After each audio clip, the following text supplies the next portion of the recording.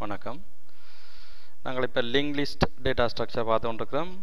Pointer என்னென்னு பார்த்துட்டோம், structure என்னென்னு பார்த்துட்டோம்.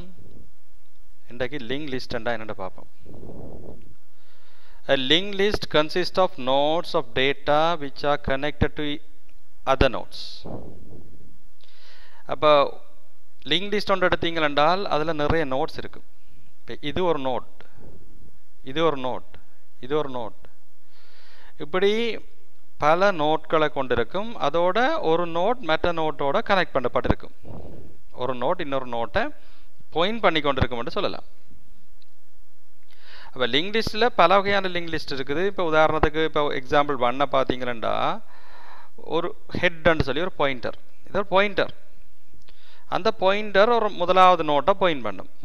முதலாவது நோடுன்னு சொல்லிக்கல, ஒரு நோடில் நீங்கள் வைக்க வேண்டிய எலிமெண்ட்டும் இந்த டேட்டாவும் மற்ற நோட்டை பாயிண்ட் பண்ணுற ஒரு பாயிண்டரும் அடங்கியிருக்கு இந்த இடத்துல பார்த்தீங்கன்னா. அப்போ 5 தான் நாங்கள் வைக்கிற டேட்டா. இனி அடுத்த நோட் அங்கேண்டு கண்டுபிடிக்கிறேன்றால் இந்த நோடுன்ற நெக்ஸ்ட்டை பார்க்கணும். அது ஒரு பாயிண்டர். அது பாயிண்ட் பண்ணுற இடத்துக்கு போய் பார்த்தா அடுத்த நோட் நிற்கும். அங்கேயும் இதே மாதிரி டேட்டாவும் இருக்கும், அடுத்த நோட்டை பாயிண்ட் பண்ணுற பாயிண்டரும் இருக்கும். அந்த பாயிண்டர் பாயிண்ட் பண்ணுற இடத்துக்கு போய் பார்த்தா அடுத்த நோட் இருக்கும். இங்கே வளமையை போல் டேட்டா இருக்கும், அதோட அடுத்த நோட்டை பாயிண்ட் பண்ணுற பாயிண்டரும் இருக்கும்.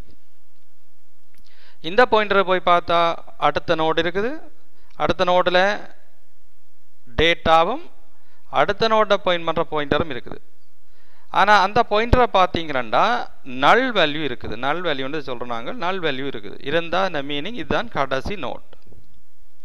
அப்போ இது சிங்கிளி லிங்க் லிஸ்ட்ன்னு சொல்கிறாங்க. அப்படியான லிஸ்ட்டில் பார்த்தீங்கன்னா ஒரு திசையில் தான் இந்த பாயிண்டர் காட்டிக்கொண்டிருக்கும். அதாவது நீங்கள் இந்த ஆரண்ட எலிமெண்ட்டை கண்டுபிடிக்கணும் என்றால் இந்த ஹெட்டில் துவங்கி அது பாயிண்ட் பண்ணுற நோட்டுக்கு போய் அதுண்ட நெக்ஸ்ட் எடுத்து அது பாயிண்ட் பண்ணுற நோட்டுக்கு போய் அதுண்ட நெக்ஸ்ட் எடுத்து அது பாயிண்ட் பண்ணுற நோட்டுக்கு போய் அதுண்ட டேட்டாவே எடுக்கணும். அப்போ இது சிங்கிளி லிங்க் லிஸ்ட்ன்னு சொல்கிறாங்க. இதே மாதிரி இதுவும் சிங்கிளி லிங்க் லிஸ்ட் தான். ஆனால் இதில் இந்த ஹெட்டை பார்த்தீங்கன்னா ஒரு தனி பாயிண்டரில் 2 பாயிண்டர் அதில் அடங்கியிருக்கு. முதலாவது பாயிண்டர் ஃப்ரண்ட் சொல்லி பேர் வச்சிருக்கிறோம், ரெண்டாவது பாயிண்டருக்கு ரேர் என்று சொல்லி பேர் வச்சிருக்கிறோம். ஃப்ரண்ட் என்னத்தை காட்டுதுன்னு சொன்னால் முதலாவது நோட்டை காட்டுது, ரேர் வந்து கடைசி நோட்டை காட்டுது. இது சில சமயங்களில் எங்களுக்கு உதவியாக இருக்கும். அப்போ இது வளமையை போல தான். ஃப்ரண்ட் வந்து முதலாவது நோட்டை காட்டுது, அந்த நோட்டின் நெக்ஸ்ட் வந்து அடுத்த நோட்டை காட்டுது, அடுத்த நோட்டின் நெக்ஸ்ட் வந்து அடுத்த நோட்டை காட்டுது, இப்படியே போய்கொண்டிருக்கும். இதில் ஒரே ஒரு வித்தியாசம், ரேர் என்று சொல்லி ஒரு பாயிண்டர் இருக்குது. அந்த பாயிண்டர் உங்களுக்கு கடைசி நோட்டை காட்டும். கடைசி நோட்டுன்னு எப்படி கண்டுபிடிக்கலாம்டா அதுன்ற நெக்ஸ்ட் நல்லா இருக்குமா, அதை விளங்கிக் கொள்ளுங்க. மூன்றாவது பார்த்தீங்கன்னா இது ஒரு டபுள் லிங்க் லிஸ்ட்னு சொல்கிறது. இது வந்து பார்த்தீங்கன்னா ஹெட் பாயிண்ட் பண்ணது ஒரு நோட்டு. இந்த நோட் வளமையோட வித்தியாசமாக நடுவில் எலிமெண்ட் டேட்டாவையும் இங்கால ப்ரீவியஸ் என்று சொல்லி ஒரு பாயிண்டர், இங்கால நெக்ஸ்ட் என்று சொல்லி ஒரு பாயிண்டர். நெக்ஸ்ட் எப்பவும் தனக்கு அடுத்த நோட்டை காட்டிக்கொண்டு நிற்கும், ப்ரீவியஸ் எப்பவும் தனக்கு முதல் நோட்டை காட்டிக்கொண்டு நிற்கும். இந்த டேட்டா இல்லை கேபிட்டல் லெட்டரில் கிடக்கு, அதை ஸ்மால் லெட்டரை மாற்றும். இதில் அது ஒரு பிள்ளையண்டு இல்லை, பொதுவாக வேரியபிள் தான். பாயிண்டர்ன்றது இதுக்கு இப்போ நீங்கள் இதில் டேட்டாண்டு போடுறது வந்து ஒரு வேரியபிள், இன்டிஜர் வேரியபிளாக இருக்குது. இந்த கேஸில் பொதுவாக சியில் ஜாவாவில் வேரியபிள்களுக்கு பேர் வைக்கும்போது ஸ்மாலில் போடுறது வழக்கம். அதால் அது ஸ்மாலில் வச்சுருக்கோம். அப்போ குறிப்பிட்ட இந்த நோட் எடுத்தீங்கன்னா இந்த நோட்டில் ஒரு எலிமெண்ட் இருக்குது, டேட்டா இருக்குது சென்டரில். மற்றது இந்த கரைக்கு அதாவது 2 சைடும் ஒவ்வொரு பாயிண்டர் வச்சுருக்கிறோம். ஒரு பாயிண்டர் இதுக்கு முந்தின நோட்டை காட்டுது, மற்ற பாயிண்டர் இதுக்கு அடுத்த நோட்டை காட்டுது.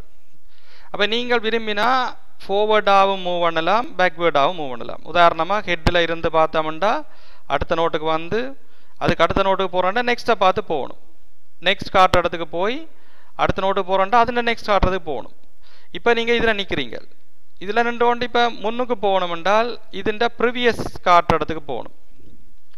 அதாவது நீங்கள் நிற்கிற நோட்டுன்ற ப்ரிவியஸ் என்ற இந்த பாயிண்டர் காட்டுற நோட்டுக்கு போனீங்கன்னா அதுதான் இதுக்கு முந்தின நோட்.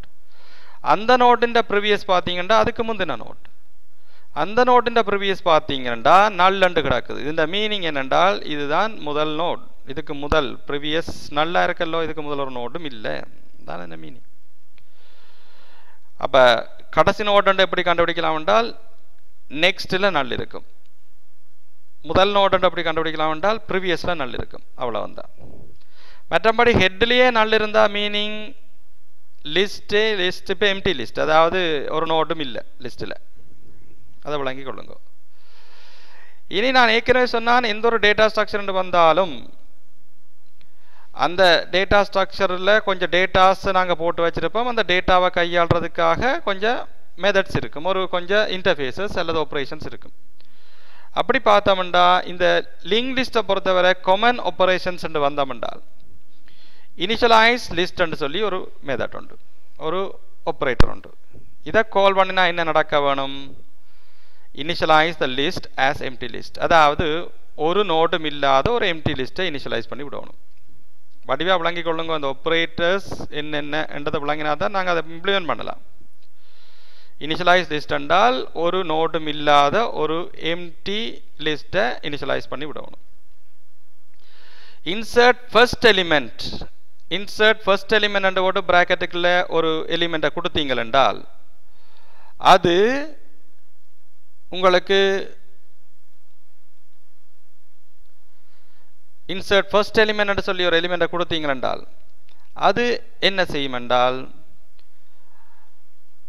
முதலாவது எலிமெண்ட் ஒரு எம்டி லிஸ்ட்டில் முதலாவது எலிமெண்ட்டை இன்சர்ட் பண்ணிவிடும். அதாவது ஹெட் காட்டுற இடத்துல ஒரு எலிமெண்ட்டை போட்டு விடும், ஒரு நோட்டை போட்டு விடும். அதுதான் முதலாவது நோட். இதுக்கு பின்னுக்கு இன்னும் நோட் ஒன்றும் போட இல்லை. இதுதான் ஃபர்ஸ்ட் நோட், முதலாவது நோட். ஹெட் காட்டுற இடத்துல ஒரு நோட்டை போட்டு விடுறது அந்த வேலை. இன்சர்ட் அட் ஃப்ரண்ட் என்று சொல்லி அடுத்த மெத்தட் ஆப்ரேட்டரை பார்த்தீங்களென்றால் பிராக்கெட்டுக்கு கொடுக்குற நோட்டை எலிமெண்ட்டை வச்சு ஒரு நோட்டை உருவாக்கி அதை கொண்டு வந்து இருக்கிற லிஸ்டின் முதலாவது நோட்டாக போட்டு விடும். Inserts an element at the beginning of the list. அதே மாதிரி இன்சர்ட் அட் எண்ட் எடுத்தீங்களென்றால் அந்த லிஸ்டின் கடைசியில் கொண்டே நீங்கள் கொடுத்த எலிமெண்டோட கூடின நோட்டை போட்டு விடும். இந்த மெத்தட் முக்கியமான ஒரு மெத்தட் என்னென்றால் பொதுவாக மற்ற மெத்தடுகள் சில நேரம் இந்த ரெண்டு மெத்தடும் சில நேரம் இருக்கிற இல்லை, லிங்க் லிஸ்ட் நாங்கள் டிசைன் பண்ணிக்கல இருக்காது, இந்த ரெண்டு மெத்தடும் பெருசாக இருக்கிற இல்லை. ஆனால் இந்த மெத்தட் முக்கியமான மெத்தட். இது அப்பெண்ட் நோடுன்னு சொல்கிறாங்க அல்லது அப்பெண்ட் எலிமெண்ட்னு சொல்கிறாங்க. ஒரு லிஸ்ட்டில் ஒரு எலிமெண்ட்டை சேர்க்க பொதுவாக கடைசியிலான்னு சேர்க்கிறது, பின்னுக்கு சேர்த்து கொண்டு போவோம். அது அப்பெண்ட் எலிமெண்ட் சொல்கிறாங்க. இதில் நாங்கள் இன்சர்ட் அட் ஃப்ரண்ட் சொல்லி ஒன்று வச்சிருக்கிறபடியா இன்சர்ட் அட் எண்ட் அந்த பேரை மாற்றி வச்சிருக்கிறோம். கடைசியில் இன்சர்ட் அட் எண்ட், அதாவது லிஸ்டின் கடைசியில் கொண்டே சேர்க்கும் போது நோட்டு.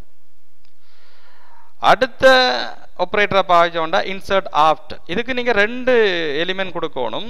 அந்த ரெண்டு எலிமெண்ட்டில் முதலாவது எலிமெண்ட்டை தேடி கண்டுபிடிச்சு அந்த எலிமெண்ட்டுக்கு அடுத்ததாக இந்த ரெண்டாவது எலிமெண்ட்டை போடும். இப்போ உதாரணமாக இன்சர்ட் ஆஃப்டர் 5,3 என்றால் ஏற்கனவே இருக்கிற லிஸ்ட்டில் அப்படியே தேடி கொண்டு போய்க்குள்ள 5 கண்டுபிடிச்சு 5க்கு அடுத்ததாக கொண்டு வந்து 3 போட்டு விடும். அதுதான் அந்த நோக்கம். இன்சர்ட் ஆஃப்டர் delete எலிமெண்ட் சொல்லி ஒன்று இருக்குது. இது என்ன செய்யுமெண்டா நீங்கள் கொடுக்குற எலிமெண்ட்டை கொண்ட நோட்டை அழிச்சு விடும்.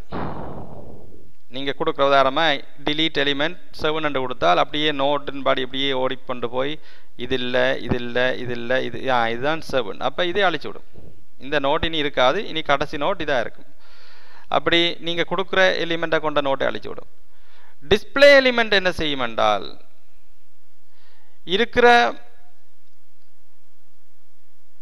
லிஸ்ட்டில் முதல்ல இருந்து கடைசி வர எல்லா நோட்டையும் ஒன்றுக்கு பின்னுக்கு நோட்டில் இருக்கிற எலிமெண்ட்டையும் ஒன்றுக்கு பின்னு கொண்டு அப்புறம் எலிமெண்ட் நான் இதில் சொல்கிறது இந்த டேட்டா அந்த இடத்துல இருக்கிற வேல்யூ, அதுதான் எங்களுக்கு தேவையான வேல்யூ.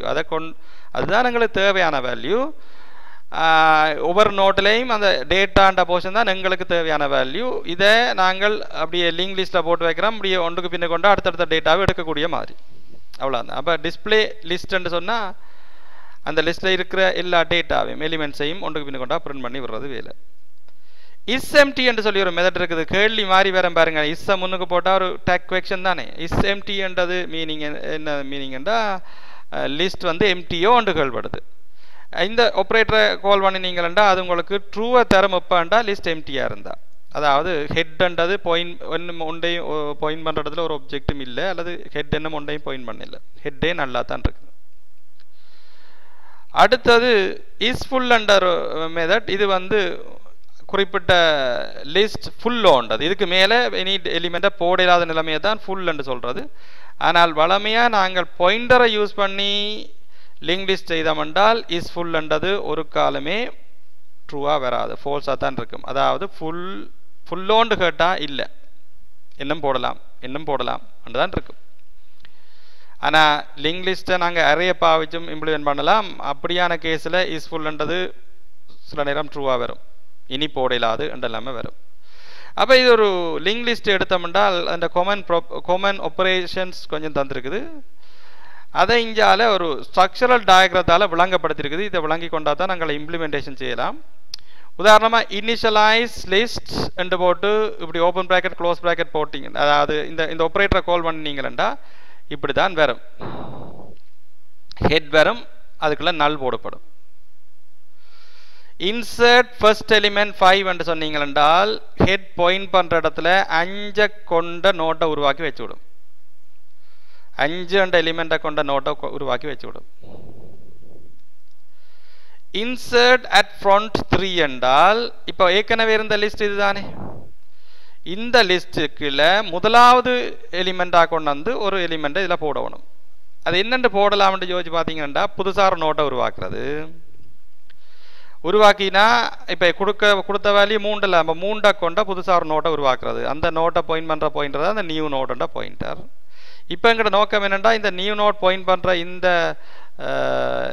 நோட்டை முதலாவது இதில் இந்த ஹெட் இந்த 5க்கும் ஹெட்டுக்கும் இடையில வந்து போடணும். அப்போ என்ன செய்யலாம்டா சிம்பிளாக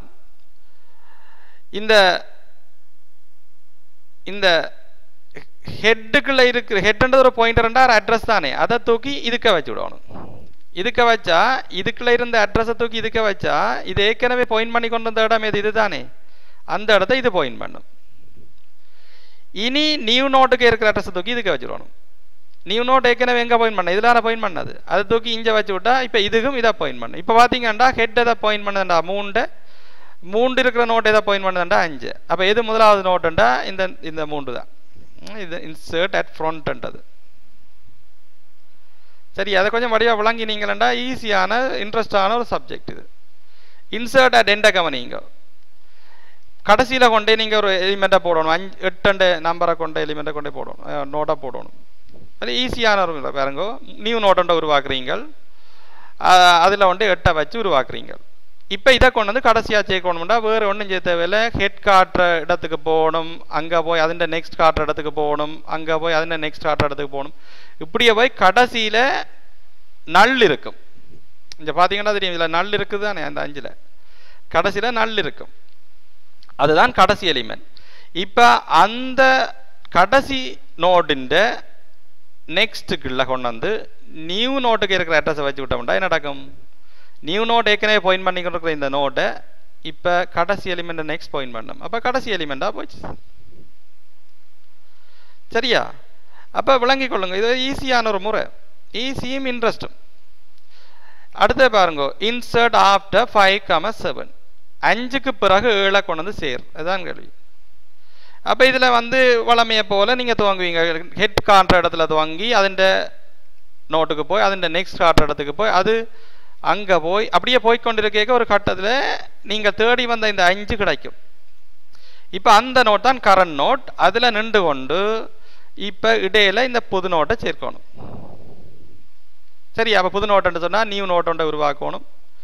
உருவாக்கி போட்டு அந்த நியூ நோட்ன்றது அது ஒரு பாயிண்டர், அதை தூக்கி இதுக்க வைக்கணும். ஆனால் அதுக்கு இதுக்க வைக்கிறதுக்கு முதல் இதுக்க இருக்கிறத எடுத்து இங்கே வச்சிடணும். இங்கே வச்சா தான் இந்த நெக்ஸ்ட் பாயிண்ட் பண்ணின இடம் இது, அதை இப்போ இது பாயிண்ட் பண்ணும். அதுக்கு பிறகுதான் இதை பாயிண்ட் பண்ணுற நியூ நோட் எடுத்து இங்கே வைக்கணும். விளங்கி கொள்ளுங்க. மாறி செய்தால் பிழைக்கும். முதலெடுத்து நியூ நோட்டை எதுக்க வச்சு விட்டீங்களா இனி இவர் துளைஞ்சு போனார், இவரை தேடி கண்டுபிடிக்கல. அது நீ